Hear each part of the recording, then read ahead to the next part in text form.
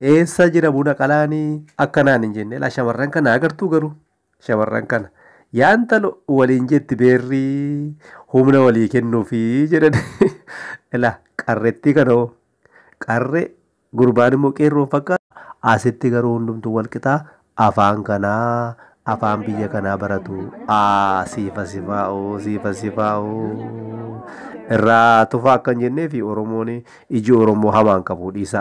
Ilaa gurbaa kana agartanii gurbaa kana gaabeettuu hundumtuu gaafa waa qabatee dhufu innis akka humna isaatti mana isaatti kunoo saambuusaa kana hojjetee xabbasee jettu isin gaa'ee waadees moo xabbasee jedhama reegaa akkasittiin fidee dhufeetu koonfiidensiidhaan ofitti amanamummaadhaan isa qaba.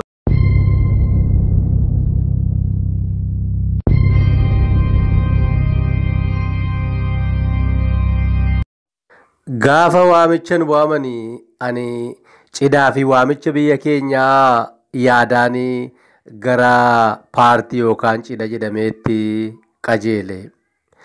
Gaafa achi ga'u garuu waanan argee waan raajiidha. Eeyyee cidha kanaa fi baajeti ramadame hin jiru yookaan immoo qaamni qopheessu qarshii tokkollee giibiisaa keessaa hin baafne. Callisee dhumate guyyaa gaafa akkasii cidha qabnaa paartii qabnaa guyyaa gammachuu kan waliin qopheessinu hundi keessan akka narraa nafne jedhe anaanis waamichi nagee jennaanin dhaqe nama dhiba achi ga'ee garuu waan arge waa kabiraadha. Ani yeroo hin deeme cidha biyya keenyaa yaadaan deeme. Namni tokko gaafa cidhi biyya keenyaatti dhufu hagam akka inni dhiphatu hagamii qaawwaa jiru duuchuu fi akka inni tattaafatutu ija koo fuulduraa dhufe.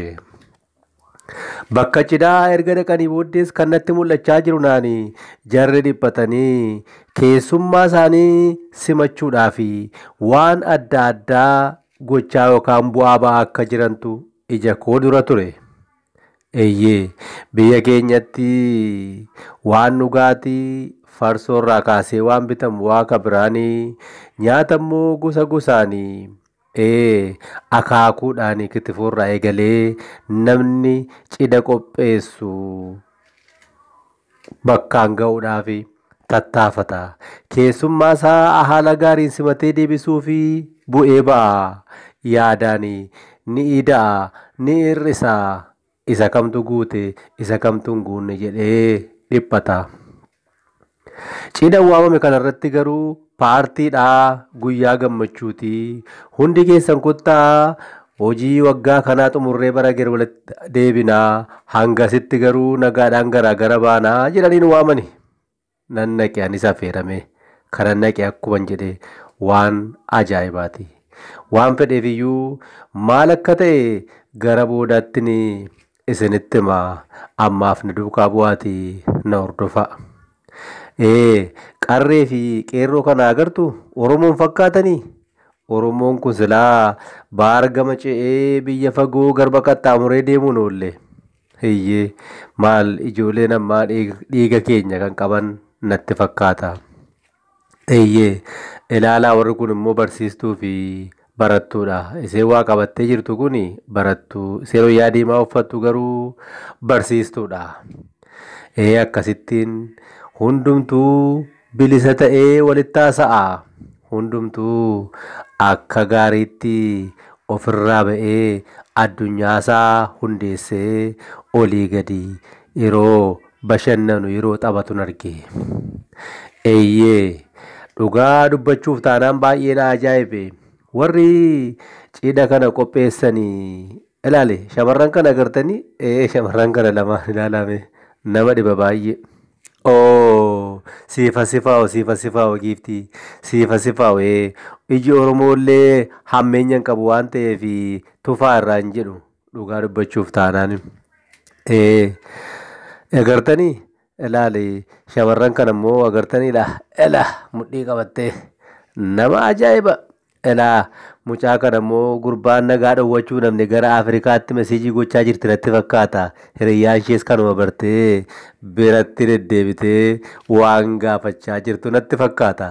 Agartanii ilaa akkasitti qophaa'e kunoo akkasittiin diriiree kana guutee qophaa'e. Warri kana qopheessan garuu saantima tokko hin baafne baajeta sirra manne xarapheezaa yookaan minjaala isaanii diriirsanii gaafa achi ga'u ani kitifoo fi nyaata gosa adda addaa dhugaatiin eegaa ture. Kan achi ga'e kan arge garuu minjaala duwwaadha. Jaartiin agartanii shaampaanyii bante ajaa'ibuma. Mee maanguddoota kana laalaa, maanguddoota kana laalaati gidduutti immoo dhufanidha. Jarri kun barsiisota, arfan isaanii barsiisota kiyya dhugaa dubbachuuf taanaan. Warri kun kutaa tokko keessatti kan waliin barachaa jirudha. Keekii kana agartanii isa nuugii irraa waan hojjetame hin fakkaatu. Keekiidhuma dhugaa dubbachuuf taanaan ilaa waan hin jirre hin jirru ilaalaa egaa akkasittiin qophaa'e.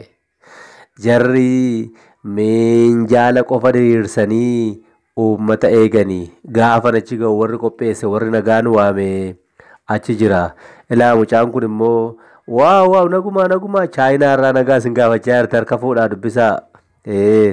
Nagaa gaafadhaa. Gaafa achi ga'ee jedhu minjaala duwwaatu diriiraa ture. Haay naguma isin gaafatudha nagaa dubbisaa ishii. Ilaa abbabbaa afaa kanas dubbisaa isin dubbisu. Abbabba nagaa keessanii fayyuma nagaan isiniif baay'atu. Ija araadaan nu ilaalan dhaamammaan faammoo ilaala akkas isinitti haa tolu. Amma biyya keenyatti harmootiin keenya yookaan abbootiin keenya umurii kanatti maalirra jiru laata? Hin beektu hundi keessaniyyuu. Nagumaa fagoorraa nu dubbisaa jiru isaan immoo. Aalaa warri kun immoo suura ka'u gartanii shamarran kana ilaalaa. Shamarran kana hireetu walitti fide biyya adda addaarraa walitti qabee hireetu walitti fide.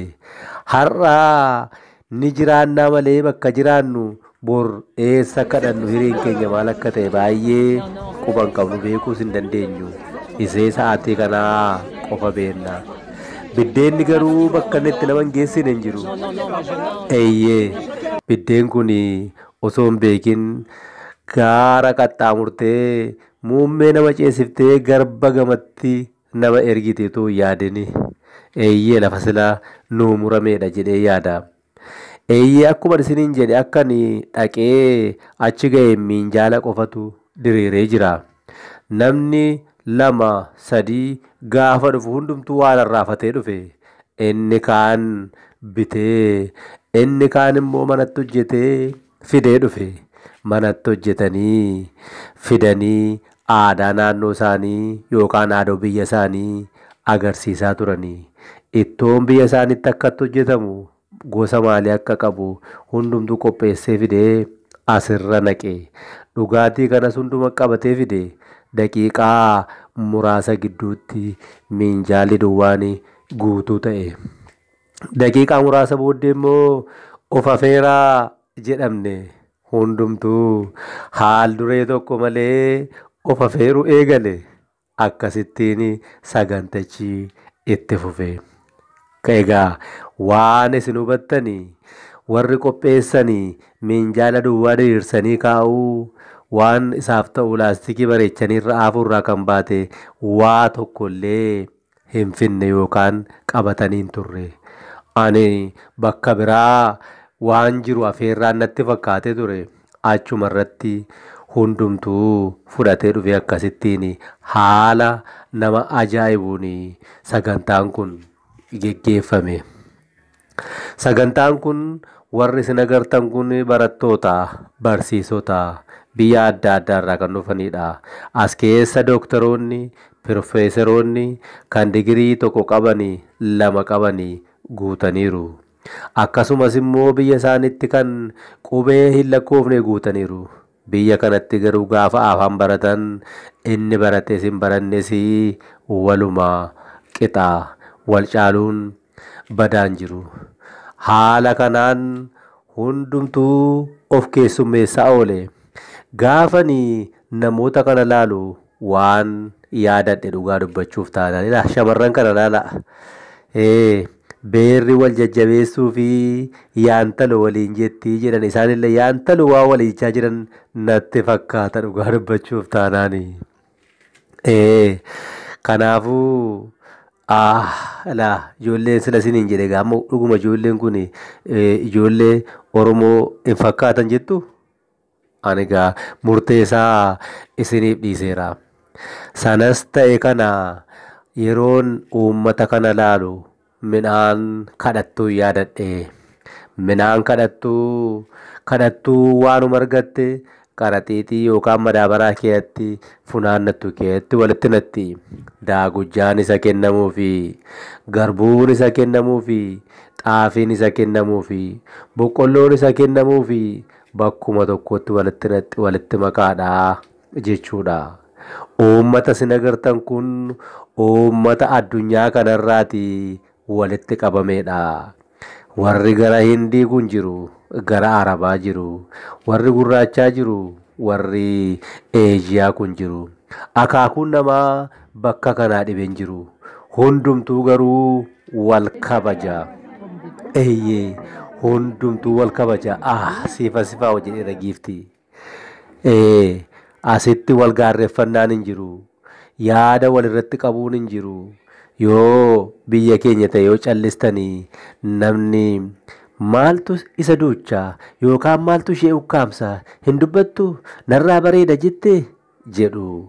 Yoo dubbattan immoo maali kun taggabii hin qabdu jedhu. Bodhosaa namaa inni kun immoo suura kaafachaa jira fakkaata agartanii. Yeroo alaabaa kana agartanii miira keessan keessaa waa isinitti dhaga'amaa jira miti. Abshiiraa warri Afrikaa marti jechuun hanga danda'amutti keessumaa garri West Afrikaa akkasittiin uffatu. Kanaafuu alaabaa isin yaaddan sanaa wajjin wal bira qabdanii wanti hin ta'inaa isiniin jechuudhumaafi. Mee maanguddoo kana laala akka shamizii ishee uffattee akka ijoollee durbaatti warri kaan immoo tiishertii uffatanii agartaniittu biyya keenyatti umurii kanatti haadhotiin keenyaaf abbootiin keenya maalirra jiru isa jedhu hubachuun ni danda'ama. Sanas ta'e kana namni kun gosa adda addaatii akkuma isiniin jedhe akka biyya keenyaa yoo callistanii maa calliste namni isiniin jedhu hin jiru. Yoo dubbattan mirga isaanii hin dhiibin malee maa dubbatte kan isiniin jedhu hin jiru. Yoo barbaaddan ni nyaattu. Yoo isin xiqqoo fudhattanii hin boonte hin kooree nama waan nyaanne fakkaata inni biyya keenya maqaa jedhanii isin dhiyeessanii asitti hin jiru. Hanguma dandeessan of keessummeessitu. Mirgi keessan eegamaadha. Asitti araadaa fi faaraa waan waliin jedhanii hin jiru akka nu badhetti. Yookaan immoo anaaf hin galle sichi nu badha ta'a malee hanga nu badhetti waan akkas jedhamu hin jiru. Abbaan akkuma barbaade uffata. Akkuma barbaade nama ajjinaa sa'a yookaan immoo ni dhiisa. Kan isin ajaa'ibu asitti yoo namni tokko boo'e maaliif boosse jedhanii yoo sababa gaafatan irraa kan baate akka inni boo'icha sana dhaabuuf dirqisiisuun hin jiru. Yoo isin sossobdan illee maaliif akkas jetta dhiisi boo'ee haba'uuf yeroo jedhanii bakka 2-3 na mudateera dhugaa dubbachuuf taanaan. Sanas ta'e kana ilaalaa jaalala jira naannoo kana. Nagaatu jira, wal kabajuu jira. Hundumtuu biyya isaatti hojjetee jijjiiramuuf fiiga. Kanaaf kaata. Kanaafuu sa'aatii itti daba walirratti hojjetu hin qabu yookaan walirratti yaadu tokko illee hin qabu. Hundumtuu jijjiiramuuf kaata. Kanaafuu haga isinii danda'ametti haganuu danda'ametti otoo isaan kanarraa barree hundumti keenya waan nagaa walii yaanne maaluma qaba laata? Waan akkasii kun yoom dhufa laata? Gurbaa kana agartanii ilaa gurbaan kun illee hanga humna isaatti hundumtuu gaafa waa qabatee dhufu saambuu isaa kana waadee xabbasee jettu minni isin akkasittiin fudhatee dhufee saalfii tokko malee akkasittiin uummata keessummeessaa jira. waan fedheefiyyuu guddaan isin jaalladha. Waan na ajaa'ibeedha. Baasii tokko utuu hin baasin baajeta utuu hin ramadin cidha hanga kanaa yookaan paartii hanga kanaa qopheessuun akka danda'amuun hubadhe. Aadaan kun gara biyya keenyaa yoo dhufe maal ta'a laata? Mee yaada yoo qabaattanii maaltu isinitti dhaga'ama? As jalatti barreessaa, koomentii barreessaa. Eeyyee hundumti keessan galatoomaa. Tulluu Coqorsaa jajjabeessaa. Hiriyoota keessaniif qoodaa laayikii fi sheerii godhuu hin irraanfatinaa. Isinin jaalladhaa.